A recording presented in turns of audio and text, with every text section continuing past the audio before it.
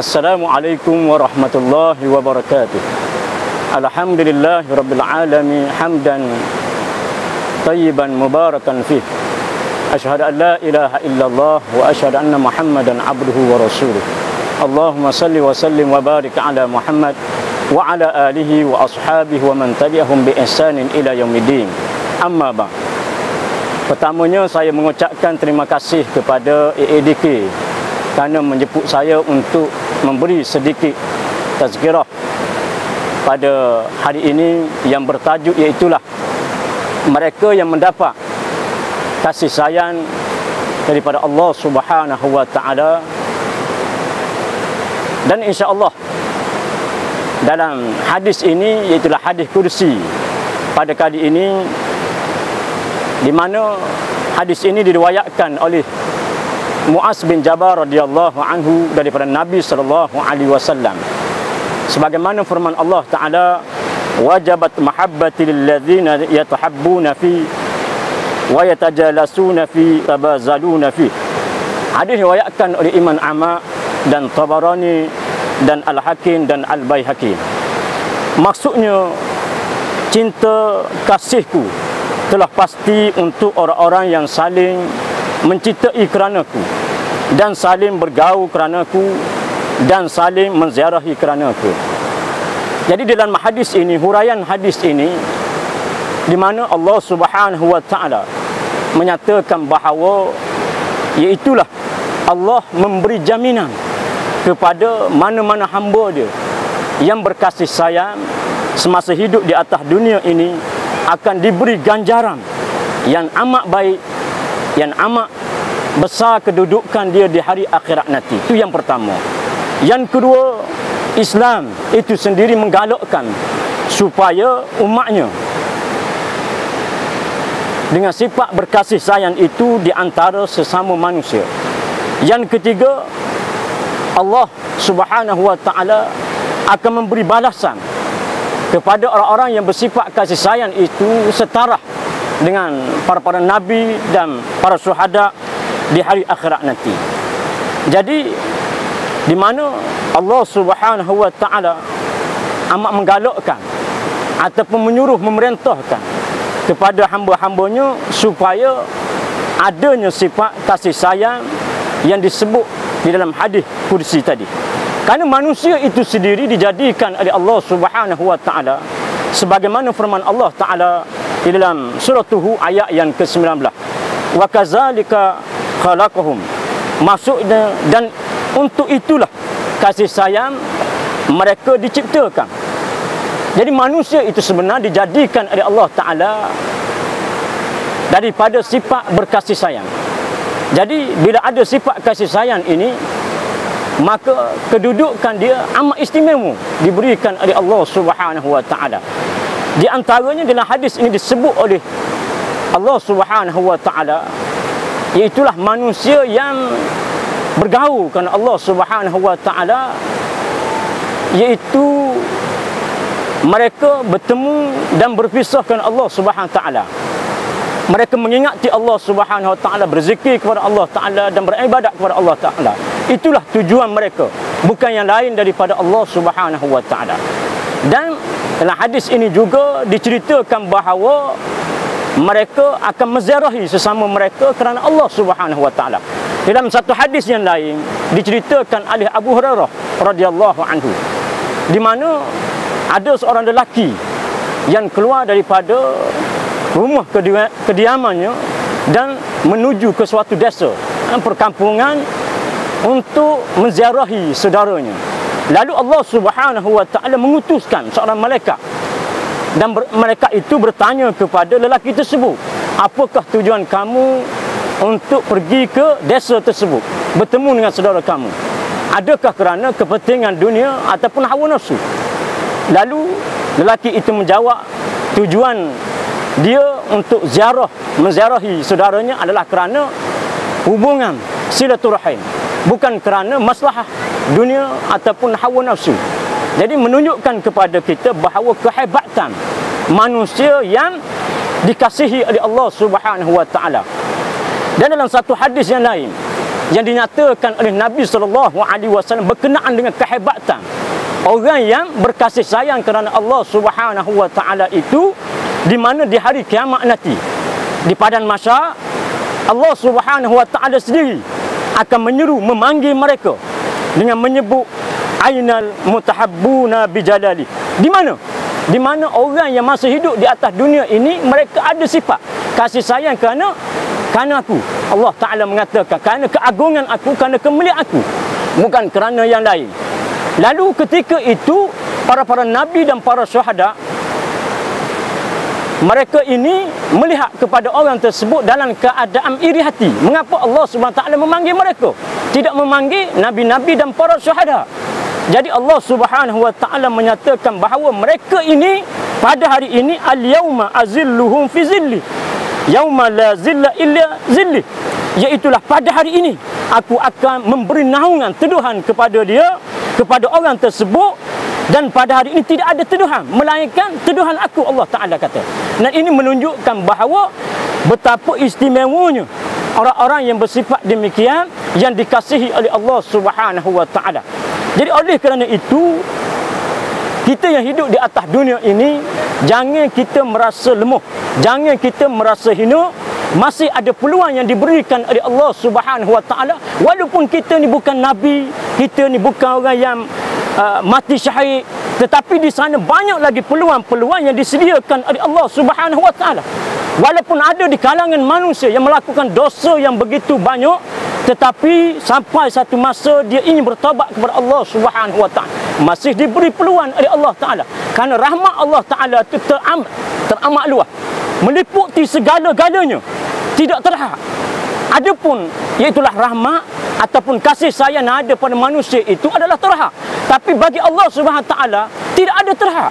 Allah Taala tetap akan memberi selagi mana manusia itu ingin bertaubat dan balik kepada jalan yang diredai oleh Allah Subhanahu wa taala. Kerana ini Allah Subhanahu wa taala sendiri menyatakan dalam surah Al-A'raf ayat 156, wa rahmati wasi'at kulli syai'. Maksudnya rahmat, yakni kasih sayangku meliputi segala sesuatu.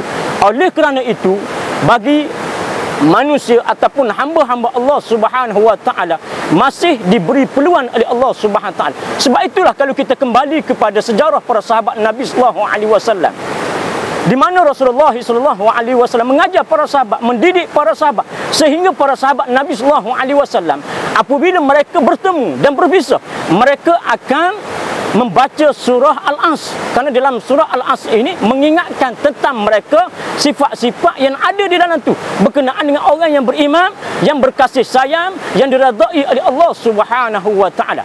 Begitu juga kalau kita melihat kepada peristiwa hijrah Nabi sallallahu alaihi wasallam, bagaimanakah sikap di kalangan orang-orang Islam, iaitu Al-Ansariyin yang duduk di Madinah. Mereka menerima sahabat-sahabat mereka yang berhijrah ataupun muhajirin daripada Mekah dalam keadaan tidak ada apa satu. Ada yang berhijrah dengan sehelas pinggang, tapi bila sampai di Madinah, di kalangan para sahabat yang berada di Madinah sanggup memberi segala harta benda mereka. Ada yang mempunyai kebun, memberi kebun. Ada yang mempunyai rumah kediaman, memberi rumah kediaman. Tetapi apa yang perlu kita tahu di sebalik itu, bila berlakunya hijrah, sampainya sahabat-sahabat Nabi di Madinah, mereka tidak mengharapkan pertolongan ataupun bantuan daripada sahabat-sahabat yang duduk di Madinah. Mereka tidak ingin menyusahkan sahabat-sahabat yang duduk di Madinah. Tetapi oleh kerana ini adalah suatu perbuatan amalan yang ditarbiah oleh Nabi sallallahu alaihi wasallam, sehingga ada di kalangan para sahabat yang kita sebut tadi sanggup memberi segala harta benda dia kepada sahabat-sahabat yang berhijrah daripada Mekah. Oleh kerana itulah mereka ini dilahir di kalangan sahabat-sahabat yang diberi jaminan oleh Allah Subhanahu wa taala dengan sifat kasih sayang daripada Allah Subhanahu wa taala. Begitu juga saya teringat dalam satu kisah yang berkaitan dengan Abdul Rahman bin Auf, bagaimana sifat kasih sayang dia dengan Sa'ad bin Rabi'. Walaupun dia tidak pernah mengenali Sa'ad bin Rabi' ketika mana berlakunya peristiwa ini, Rasulullah sallallahu alaihi wasallam bila sapa di Madinah, lalu Rasulullah sallallahu alaihi wasallam memegang tangan Abdul Rahman bin Auf dan Sa'ad bin Rabi'. Dan Rasulullah menyatakan bahawa kamu sekarang telah menjadi saudara saudara se-Islam, bukan lahir ataupun daripada keturunan, tapi kamu lahir daripada iaitulah ukhuwah, persaudaraan dalam Islam. Itu menunjukkan bahawa kehebatan para sahabat Nabi sallallahu alaihi wasallam yang menjadi contoh kepada kita dan boleh menyelamatkan diri kita daripada iaitulah kemurkaan Allah Subhanahu wa taala dan mendapat kasih sayang dan redha Allah Subhanahu wa taala. Begitu juga iaitulah Nabi Daud alaihissalam, di mana Nabi Daud alaihissalam ini pernah berdoa kepada Allah Subhanahu wa taala, dan doa ini juga kita jadikan dalam diri kita, sentiasa berdoa sebagaimana doa Nabi Daud alaihissalam. Sebab itulah saya sebut tadi di peringkat awal tazkirah saya tadi, bagi mereka yang melakukan kesalahan, dosa dengan Allah Subhanahu wa taala, masih ada peluang untuk kita balik dan bertaubat kepada Allah taala, kerana Allah taala ni Maha bersifat dengan kasih sayang. Sebab itulah Nabi Daud alaihissalam sentiasa melafazkan atau berdoa dengan doa ini, Allahumma inni as'aluka hubbak wa hubba man yuhibbuk wal amal allazi yuballighuni hubbak, Allahumma ja'al hubbak ahabba ilayya min nafsi wa ahli wa minal ma'il barik. Hadis diriwayatkan oleh Imam Tirmizi. Hadis ini adalah hadis hasan. Maksudnya, wahai Tuhanku, aku minta dari Engkau supaya Engkau berikan kepada aku perasaan kasih sayang, cinta kepada Engkau, kepada orang yang cinta kepada Engkau, dan amalan yang boleh menimbulkan perasaan kasih sayang kepada Engkau. Wahai Tuhanku, jadikanlah cintaku ini lebih daripada cinta dan kasih sayangku terhadap diriku sendiri, keluargaku, dan air sejuk yang menjadi minumanku. Jadi menunjukkan bahawa kepada kita bahawa kasih sayang ini daripada Allah Subhanahu wa taala amat tinggi. Jadi ambillah peluang ini, ambillah pengajaran ini untuk kita letakkan dalam diri kita dan kita laksanakan luar daripada iaitulah tubuh badan kita. Jadi jangan sekali-kali bimbang bahawa sekiranya kita balik kepada ajaran Islam yang betul, balik kepada jalan yang benar, mendapat hidayah petunjuk daripada Allah Subhanahu wa taala. Kan ada di kalangan manusia ini seolah-olah mereka ini berputus asa apabila mereka melakukan kesalahan, kesilapan, dan mereka bertaubat kepada Allah taala, seolah-olah mereka ini tidak diterima di kalangan manusia, di kalangan masyarakat yang lain, di kalangan hamba-hamba Allah taala yang lain. Tetapi jangan bimbang, jangan sekali-kali bimbang selagi mana Allah Subhanahu wa taala itu ada, kan Allah taala itu hayyum la yamut, Allah taala itu hidup dan Allah taala itu tidak akan mati buat selama-lamanya. Allah taala tetap akan memberi, dan rahmat Allah taala ini kasih kepada orang yang demikian. Inilah perkara yang perlu kita letakkan dalam diri kita semua, terutamanya umat Islam, hamba-hamba Allah Subhanahu wa taala di atas muka bumi ini. Jadikanlah diri kita untuk kita berkasih sayang dengan orang-orang Islam yang lain, termasuklah orang Islam, orang yang bukan Islam sekalipun, mesti kita ada sifat kasih sayang terhadap mereka. Dan begitu juga sebagaimana disebut dalam hadis yang kita baca ini, iaitulah mestilah sesama kita ni adalah pergaulan yang adanya sifat berkasih sayang. Bukannya kita bergaul ini kerana kebenaran dunia, kerana hawa nafsu. Dan begitu juga kita menziarahi sesama kita, kita ziarahlah kerana Allah Subhanahu wa taala, bukan ziarah kerana kepentingan dunia, kerana urusan dunia. Tapi kita jadikan semua ini sebagai petunjuk kepada kita. Mudah-mudahan hidup kita di atas muka bumi ini mendapat redha Allah Subhanahu wa taala, mendapat kasih sayang Allah Subhanahu wa taala, sebagaimana juga dalam hadis-hadis yang kita baca itu menjadi pedoman kepada kita di dalam hidup kita ini, insya-Allah. Jadi oleh kerana itu, marilah sama-sama kita menghayati iaitulah segala hadis yang ditinggalkan oleh Rasulullah sallallahu alaihi wasallam, kerana tidak ada cara yang paling terbaik untuk kita jadikan tauladan dalam hidup kita ni melainkan hadis Nabi sallallahu alaihi wasallam. Dan yang paling tinggi daripada itu adalah Al-Quranul Karim, menjadi rujukan kepada kita, menjadi penyejuk hati kepada kita, walaupun tidak ada manusia yang sanggup menerima kita. Tapi kedua ini kita dekatilah, kita amalkan, kita jadikan sebagai makanan dalam hidup kita.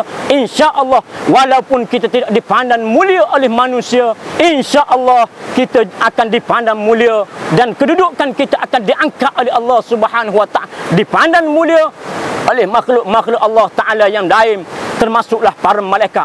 Jadi sekali lagi saya mengucapkan bahawa kepada ADK dapat memberi peluang kepada saya mengadakan tazkirah tengah hari ini dalam keadaan hadis ini adalah hadis yang cukup menggetarkan jiwa pada saya sendiri, kerana di mana Allah Subhanahu Wa Taala menyebut sifat-sifat itu seolah-olah saya yang membaca hadis ini tidak akan sampai lagi ke peringkat itu.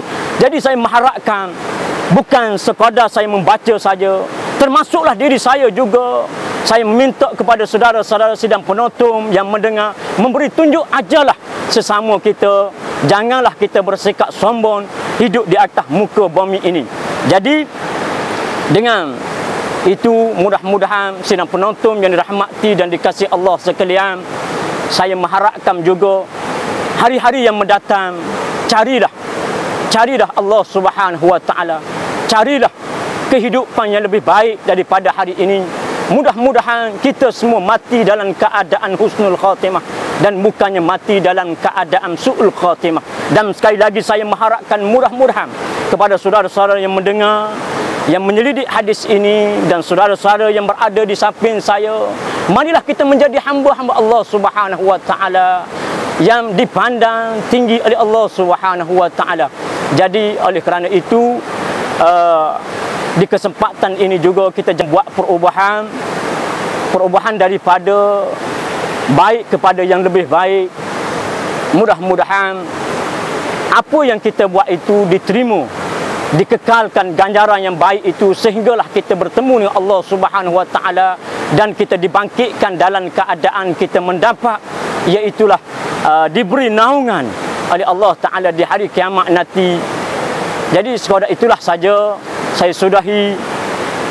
Aku qauli hadza wa astaghfirullahal azim li wa lakum. Wassalamualaikum warahmatullahi wabarakatuh. Dan insya-Allah kita akan bertemu pada masa akan datang. Wallahu a'lam. Bertemu kembali episod akan datang. Jom menonton hadis kursi pengobat jiwa. Wadiman landok sama landok turun ke bantalan nandung membeli beras kalau ngendak sesama ngendak. Wadiman landok gajah berantalan nandung lagi kan terlepas.